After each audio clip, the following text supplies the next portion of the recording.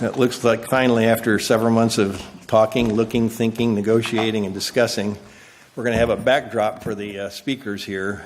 Probably within the next week or two, we finally decided on a room divider. It's going to be similar to the color of this podium. It's going to be about 8 feet, 9 feet wide, 6 feet tall. So it'll be a nice, solid background so that when we're showing the videos and the speaking, you'll have the consistency every week, and it'll be a nice wide thing so that everybody can see it and participate in it, and it'll look, I think, more professional.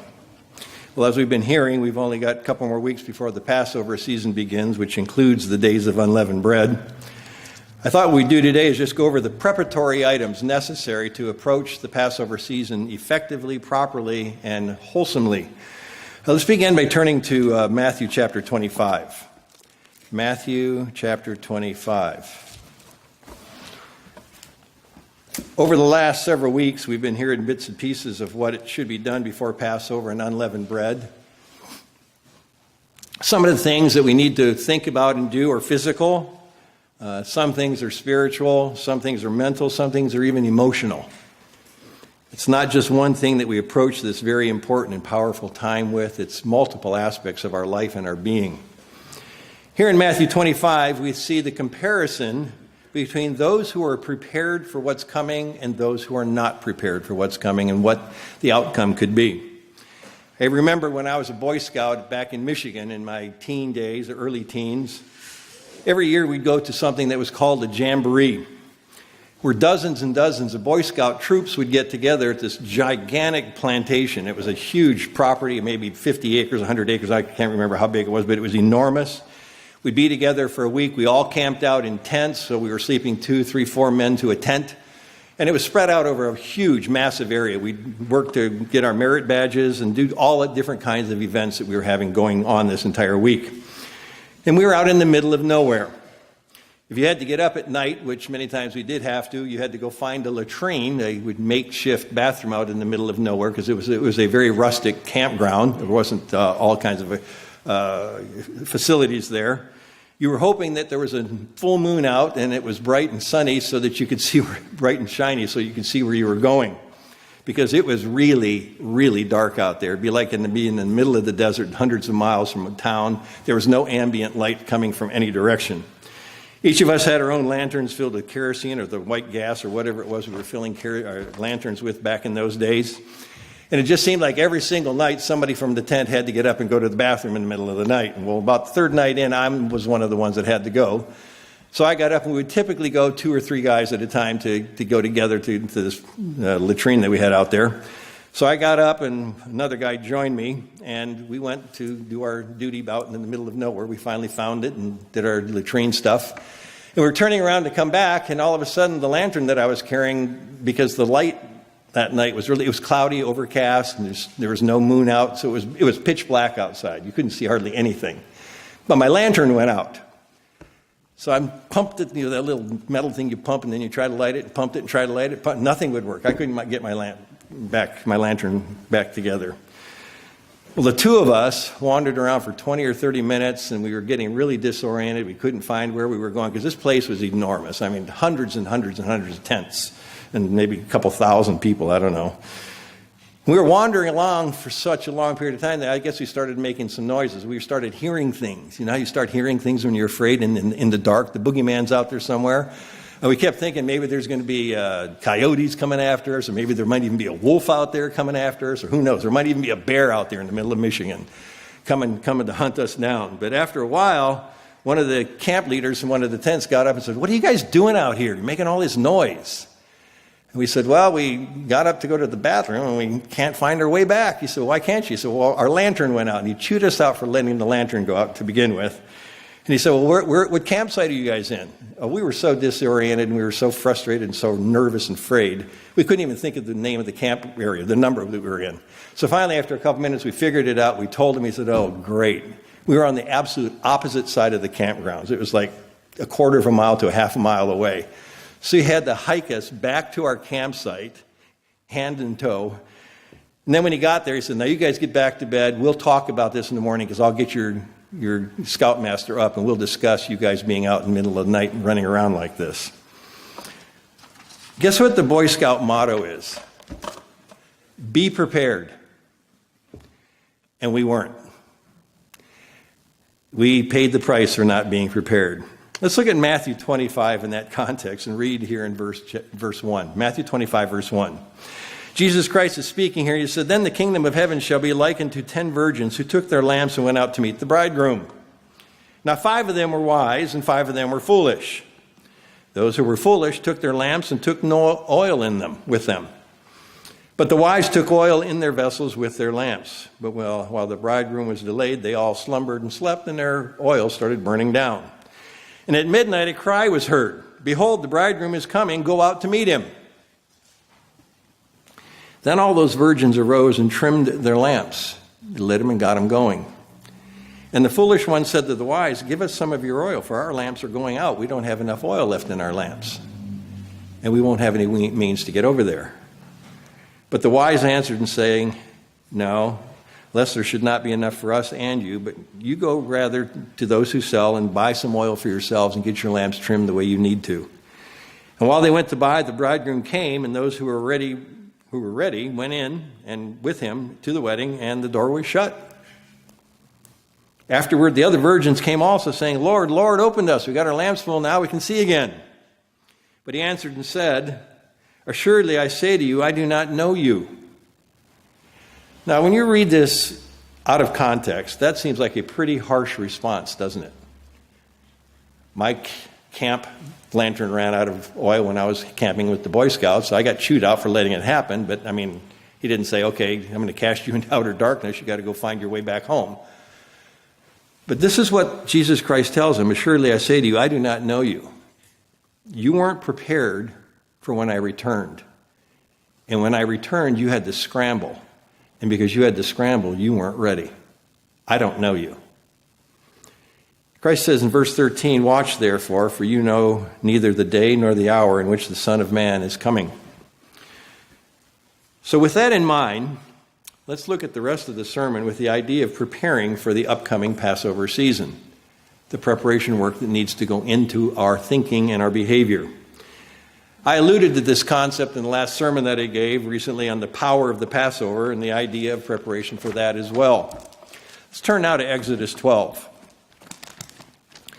Exodus 12, where we were just a little bit ago.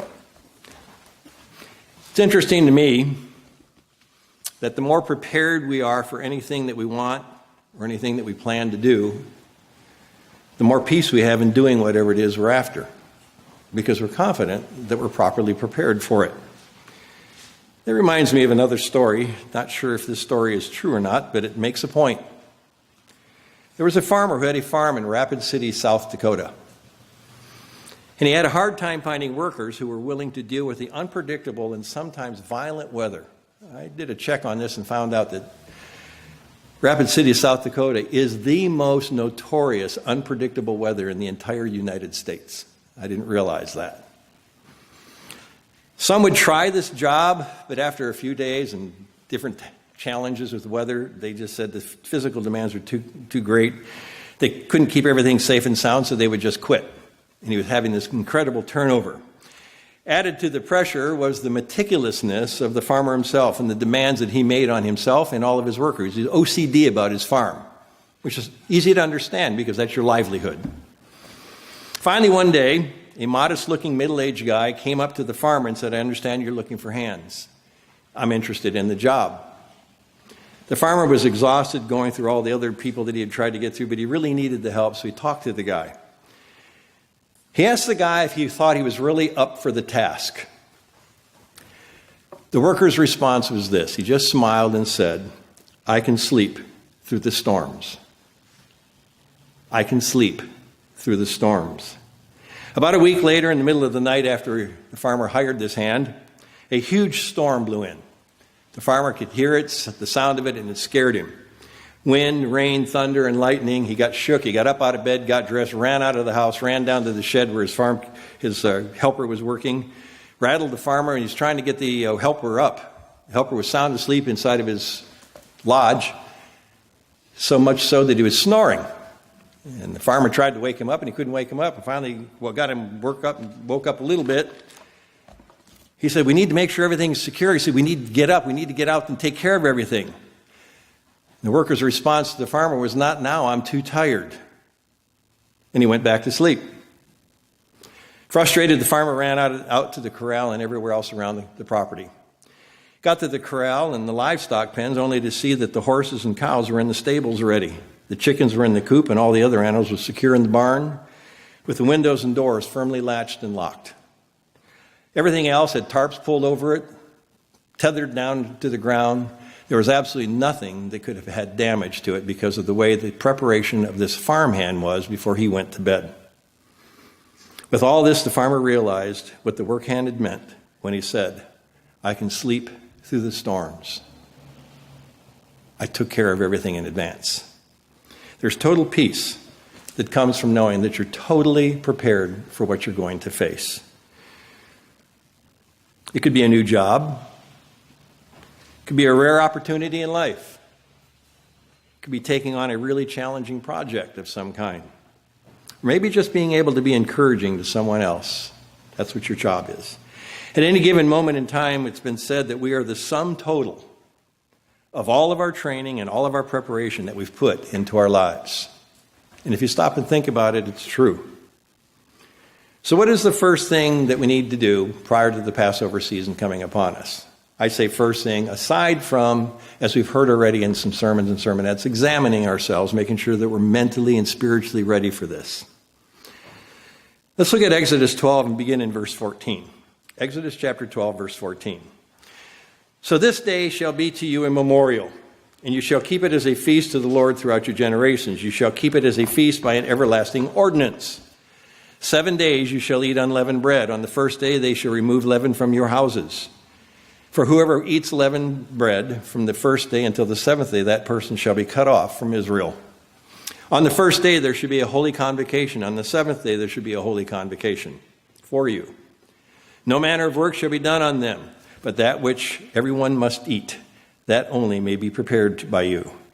So you shall observe the feast of unleavened bread, for on this same day I will have brought your armies out of the land of Egypt. Therefore you shall observe this day throughout your generations as an everlasting ordinance. In the first month, on the 14th day of the month at evening, you shall eat unleavened bread until the 21st day of the month at evening. For 7 days no leaven shall be found in your houses. Since whoever eats what is leavened, that same person shall be cut off from the congregation of Israel, whether he is a stranger or a native of the land. Didn't matter. You shall eat nothing leavened. In all your dwellings you shall eat unleavened bread." Mark your place here in Exodus 12, because we're going to come back to this, and turn to Luke chapter 22. Luke chapter 22.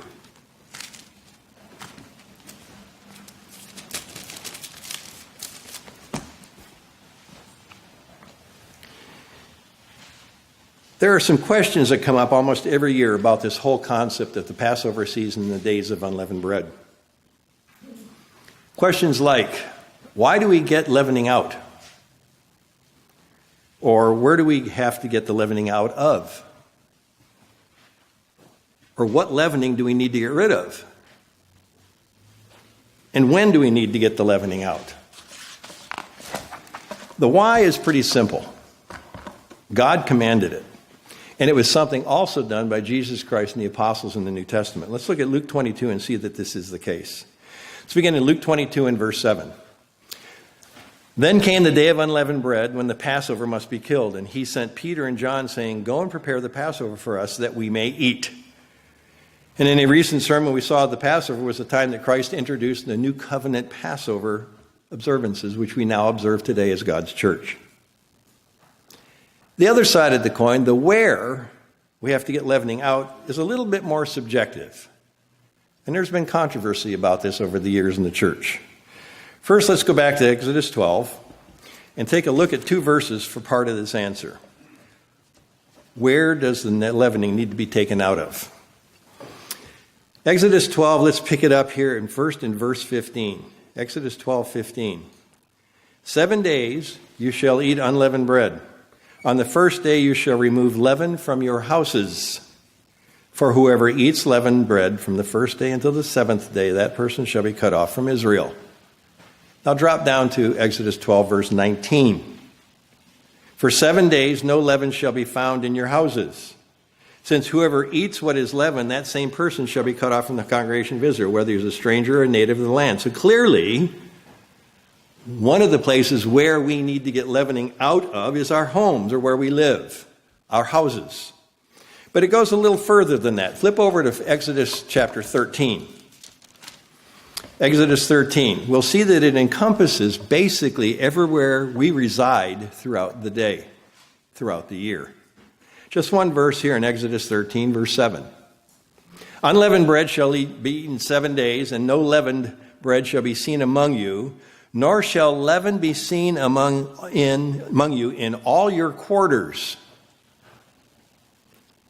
Now, when I first read this years ago and subsequent years, I always thought to myself, well, quarters, that means the same thing as your house, and it's just basically another way of saying get your leavening out of your houses. But it's much more than that. The term quarters here in verse 7 of Exodus 13 is from the Hebrew word that is spelled G-B-U-W-L. It's pronounced Gebul. This Hebrew word means this: a boundary, a territory, borders, landmarks, coast, space or spaces and quarters. Basically what it's saying, it's all-inclusive. Home, office, car, anywhere your territory or space might expand throughout the year. You might work for another company. You might have an office in that company.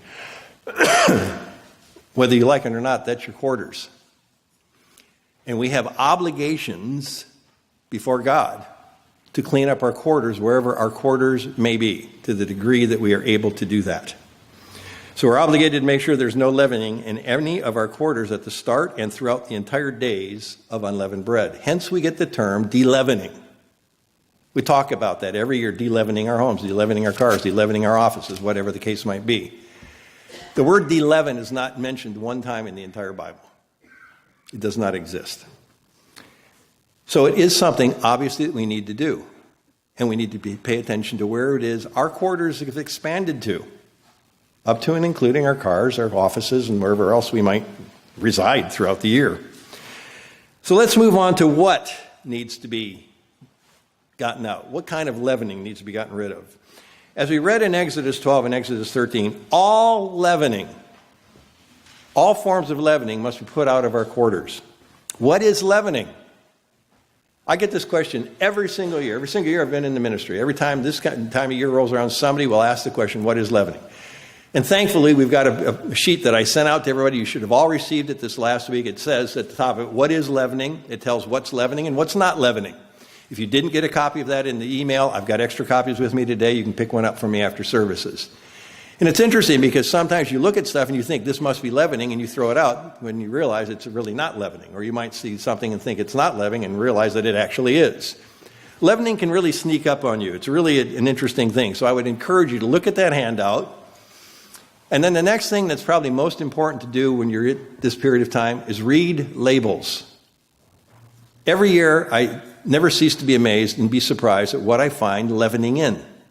Just out of curiosity, 2 days ago, I was in the kitchen and we have this little packet thing where we've got all these little mixes.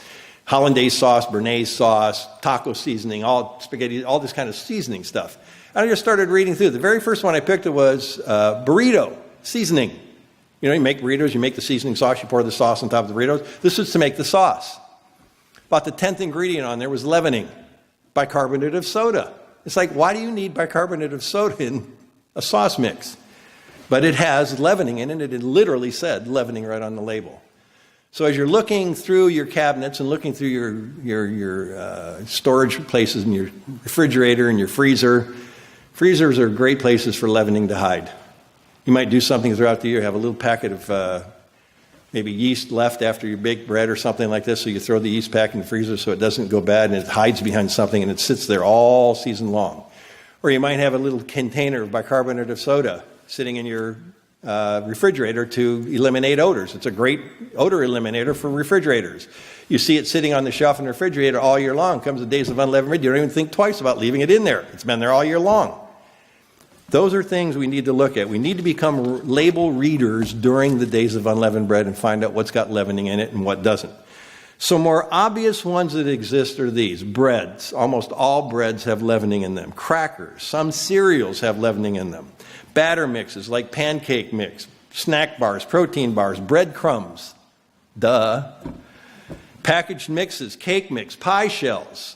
Many of these things have leavening in them. If you have a graham cracker pie shell sitting in your storage facility, it's got leavening in it. That's how graham crackers are made.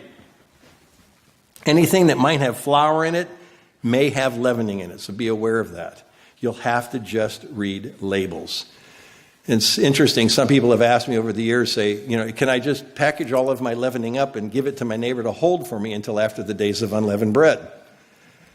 Well, the Bible doesn't really talk about it in any specifics like this. My feeling on that is no. But it's interesting what happened to us a couple of years ago. A friend of our son Joe's was hanging out the house. He knew and realized that we were going through all this stuff, and he knew that we were a little bit different in our religion. And he saw us packaging up all these things on our island in our kitchen. We had boxes of graham crackers, we had boxes of crackers, we had all these different kind of snacks and desserts and things like this. And he said, "What are you guys going to do with that?" I said, "We're going to throw it out." He said, "Why would you throw it out?" He said, "Isn't it good?" I said, "Yeah, it's perfectly fine. Most of that stuff's not even opened." He said, "Can I have it?" I said, "Sure." So he stuck it in the bag and he took it home with him. 7 days later, he sees us go in the store, buying bread, buying crackers, buying all these stuff that we just gave him. He said, "Are you guys done with that unleavened bread stuff that you're doing?" We said, "Yeah." He said, "Okay, I'll bring the bag back today." I said, "No, you just go ahead and keep it. It's fine. You can have it. But you do what you want to do in that regard, but God says get it out, get rid of it, and maybe it's just a good way to clean out and make sure everything's fresh for the next year." Okay, let's go back to Exodus 12 again. One more item we want to talk about is, when do we get this leavening out? Now, it may seem really obvious to everybody, but sometimes it's not so obvious as we go through the years of our lives and we start forgetting certain things. So look at Exodus 12 and pick it up in verse 18. In the first month, anybody know what yesterday was? First day of the sacred New Year. So this is day number 2 of the sacred New Year's. I got a email from somebody who said, "Now I don't have to feel guilty saying Happy New Year," because they sent me a Happy New Year yesterday. So the first month, which is this month we're in right now, Nisan, and the 14th day of the month at evening, you shall eat unleavened bread until the 21st day of the month at evening. For 7 days, no leaven shall be found in your houses, since whoever eats the leaven, that same person will be cut off from Israel, whether he's stranger or native. You shall eat nothing leavened in all your dwellings, you shall eat unleavened bread. And this is where we rely on the holy calendar. The Jews have kept the calendar intact over the centuries and millennia.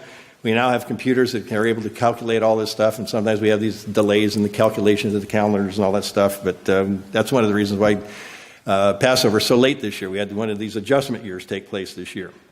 All leavening must be out of our dwellings by sunset as the days of unleavened bread begin. This year, that happens to be Friday night, April 22nd. Some people think they have to get leavening out of their house prior to leaving for Passover services the day before. That is not true. You have an entire extra day to get the leavening off of your property beforehand for night to be much observed, or the beginning of the days of unleavened bread. Another thought regarding this is, how do you get rid of it? Well, you don't put it in your trash can and leave your trash can on your property into the days of unleavened bread. It says get it off of all of your quarters. You must get it off your property.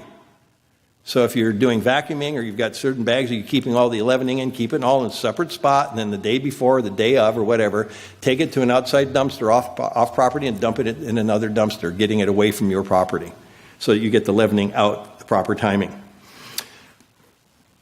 Drop down to verse 41 now of Exodus 12, verse 41.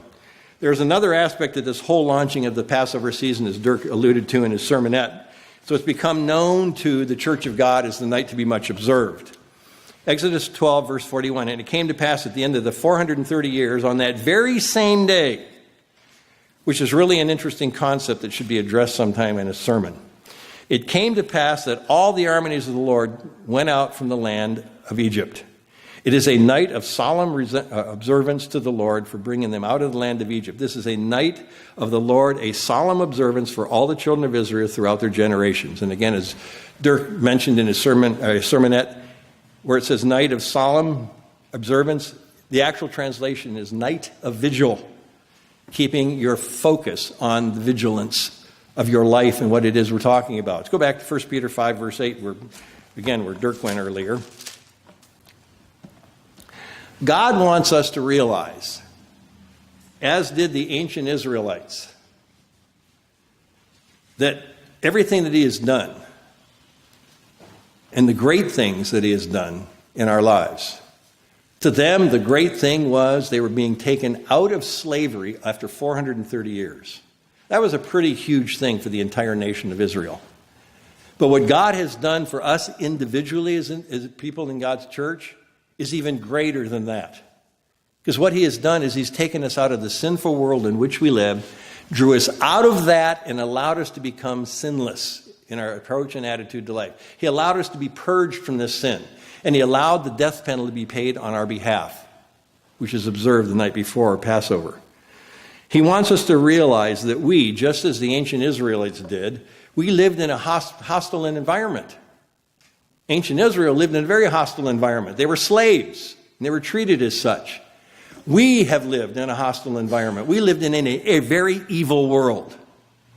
But we've lived in it for so long. We've lived in it all of our lives. The only thing we know is living in this evil world in which we live. And we think nothing of it at times. And sometimes we need to be reminded of it, as we were reminded at the conference this year. The world that we're living in is so evil that it's encroaching on us in the church. Something like pornography, which is an addiction. And they were saying at the conference, if you have the addiction of pornography, it's harder to break that addiction than it is to break alcoholism. Harder. Because it's so much a part of your being. It's mental. And it just destroys the entire core of the being as a Christian. Well, this evil world in which we live, the night to be much observed, is designed to get us to realize what God has brought us out of. And it's been enormous in our lives.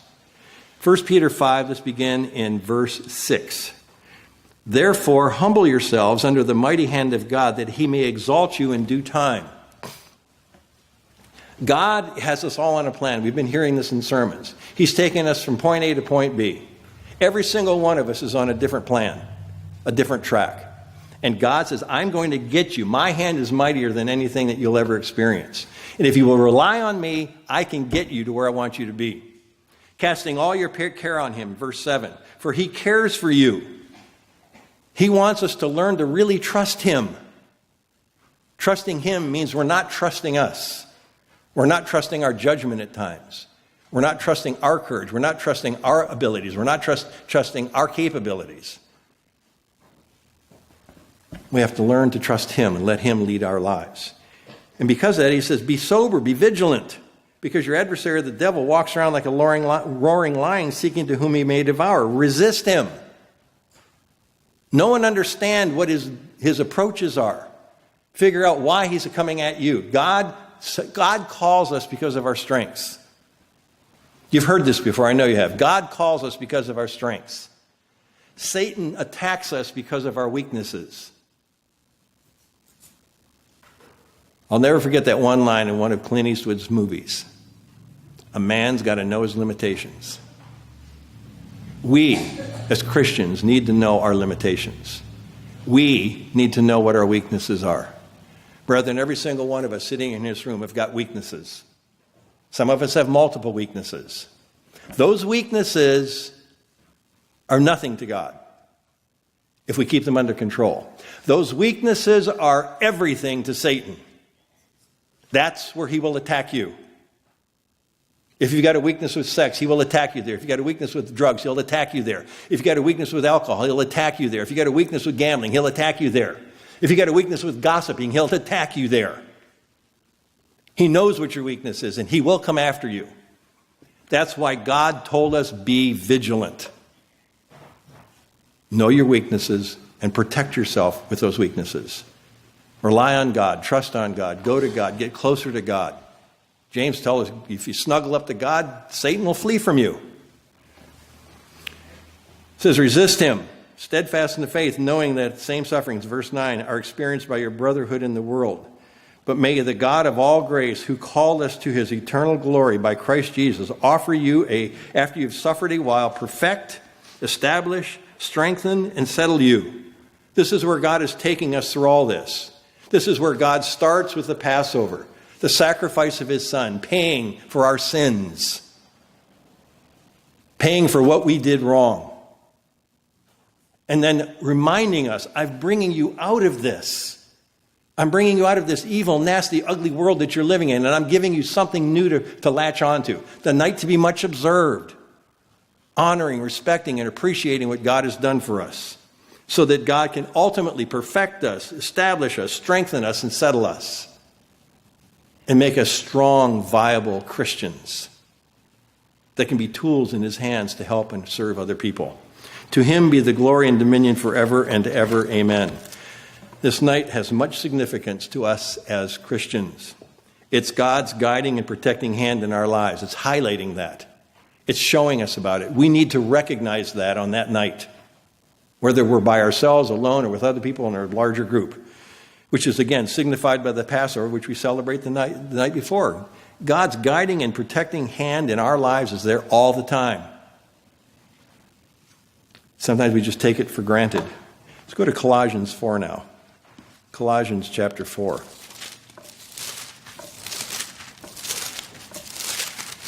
on. Just as 5 of the 10 virgins did maintain a vigilant approach to their lives and prepare properly for what was coming, we too must pay attention to our lives and where we are. This is a great time of the year to do it, even though we should be doing it all the time. This is a great time of the year to see if you've got enough courage, to see if we individually have enough courage to go to God and ask God, show me where my weaknesses are. Show me where my vulnerabilities are. Show me where I need to do better. You ask God for that, he will show you. God wants you to respect that and know that the only way you're going to get through that is by him and Jesus Christ at your side. That's our only hope. That's our only means of getting there. Making sure that we are prepared for anything that might come our way, trusting in God and Jesus Christ as our strength, being constantly vigilant in our lives and our approach to everything that we do. Look at what Paul says here in Colossians 4 about being vigilant. Colossians 4 verse 2, just one verse. Continue earnestly in prayer, being vigilant in it with thanksgiving. Making sure that our prayers even focus on the fact that, God, I need to be aware of what you've done in my life.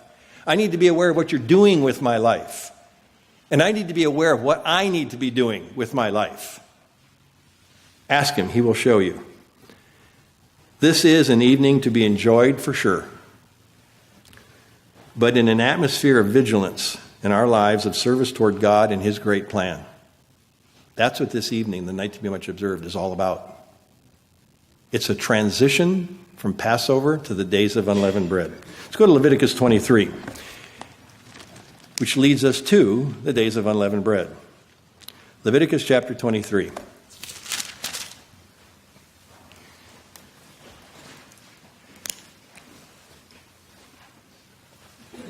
As we have seen, the night to be much observed is the official marking of God's watchful care for us, which we learned about the night before at Passover and all that led up to that. Protection from death, and now he leads us on to perfection. And this is what this whole process is all about. God says, I've got your backside. I've got you covered. If you can just trust me and rely on me. Don't rely on you. And that's what these days are all about. The night to be much observed is the link between Passover and all the other watchful care of God and Jesus Christ, leading us to the days of unleavened bread, getting us out of something and into something else. A commanded part of being the very beginning of the days of unleavened bread. And it gets us off to a rousing and joyous start. Fellowshipping, as we heard in the sermonette, having a fine meal together, enjoying each other's company. But not just enjoying each other's company because we've got some good wine and some good food, but enjoying each other's company because we've all been saved. Jesus Christ bailed us out. And we just celebrated that the day before. That has to carry over into the night to be much observed. It's directly linked together. One leads to the other. As we read in Exodus 12 earlier, 7 days we are to live with no leavening, but only with unleavened bread. Let's read in Leviticus 23 about God's holy days and look at this one in context with all of this. Leviticus 23, beginning in verse 2.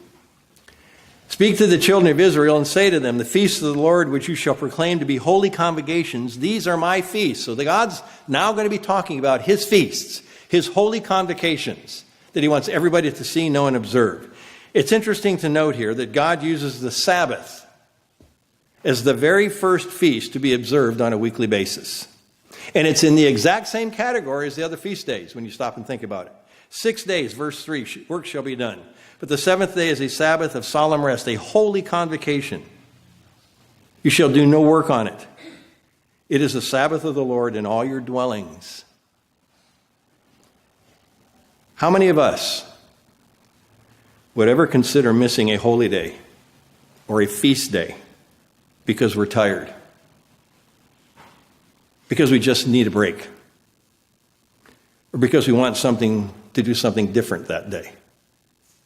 We'd probably never do that, would we? But how many times do we do that on the Sabbath? Something to think about, folks. Then he continues, verse 4. These are the feasts of the Lord, holy convocations, which you shall proclaim at their appointed times. On the 14th day of the first month, at twilight, is the Lord's Passover. And on the 15th day of the same month is the feast of unleavened bread to the Lord. 7 days you must eat unleavened bread. On the first day you shall have a holy convocation and shall do no customary work on it. But you shall have an offering made by fire to the Lord for 7 days. The seventh day shall be a holy convocation.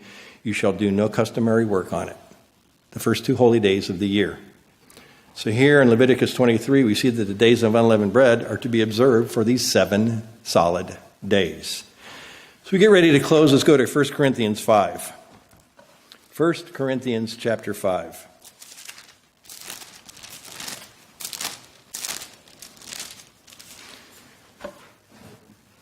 Those 7 days this year run from sunset April 22nd, which is a Friday night, which is also the night to be much observed, through sunset April 29th, which is another Friday night.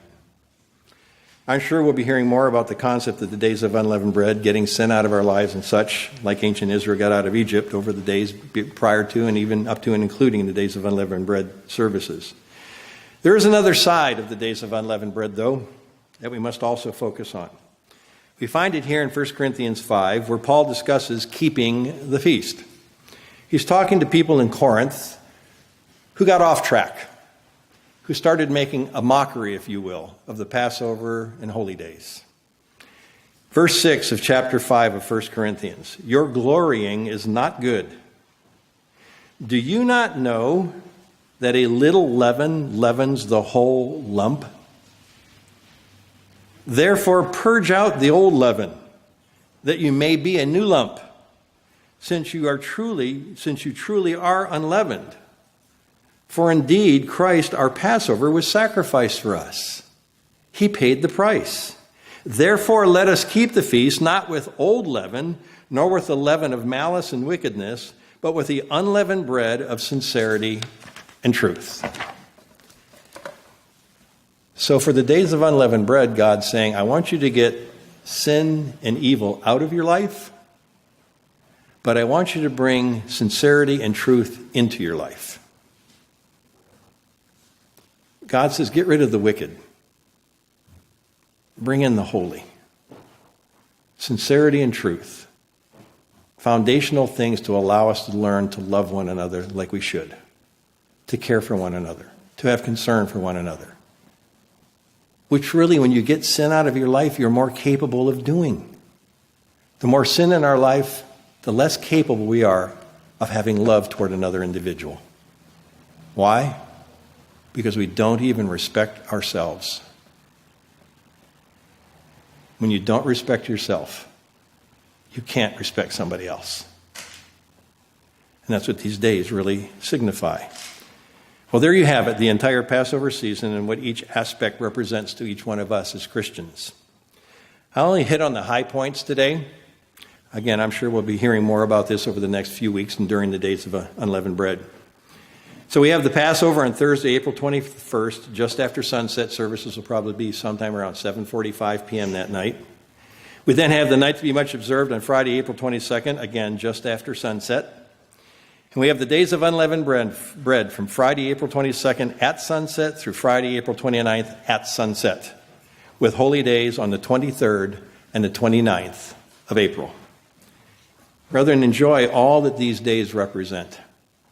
And hopefully we're all better armed to properly prepare ourselves in helping ourselves to be able to really imbibe of, internalize, and really drink in the full meaning of what these days have to do with us as Christians.